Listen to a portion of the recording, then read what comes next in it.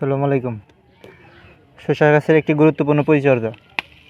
যখন বীজ দিবেন তার একদিন বা দুদিন পরে তখন বীজ গজানো শুরু হবে, তখন এভাবে প্রত্যেকটা জায়গায় চেক দিতে হবে। কারণ এখানে এই ছোট ছোট ইয়ার নিচে এগুলা পড়ে গেলে এগুলার জার্মিনেশন হওয়ার পরেও উপরে আসতে পারে না, এই বিষয়গুলো খেয়াল রাখতে হবে। আর আরেকটি হচ্ছে যে এরকম অনেক সময় মালচিং পেপারের নিচে ফাঁক থাকে এবং ওখানেই গাছ হয়। এই গাছটা যদি এভাবে রেখে দিই তাহলে কিন্তু মরে যাবে, এর নিচে অনেক গরম। সেক্ষেত্রে অপর সাইড থেকে মাটি নিয়ে এই গ্যাপটা পূরণ করে দিতে হবে, নাহলে কিন্তু এই গাছ বাঁচানো সম্ভব না। আর যদি ড্রেনের ভিতর এরকম গাছ থাকে বা বেডের উপর গাছ থাকে তাহলে সেটা হাত দিয়ে উঠিয়ে দিতে হবে।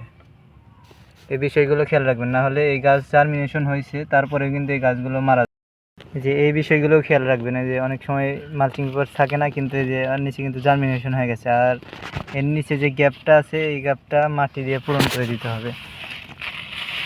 তাহলে আপনার গাছের গোড়ায় ওইভাবে তাপ পাবে না এবং গাছটা নষ্ট হবে না। কিন্তু এভাবে যদি রেখে দিই তাহলে এর নিচে যে তাপমাত্রা, ওই তাপের ফলে গাছের গোড়া মরে যাবে, পচে যাবে।